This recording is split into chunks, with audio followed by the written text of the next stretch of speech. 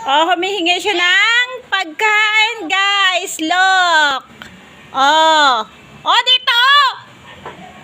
Saan mo pa yan? Gusto niya kung isusubo ko pa sa kanya. Tapos niya kumain, oh, kumuha ng pagkain, umalis na. Yan. Ginawa ito sa manok? Kinain ko. Gago ito kung gusto kumain. Oh?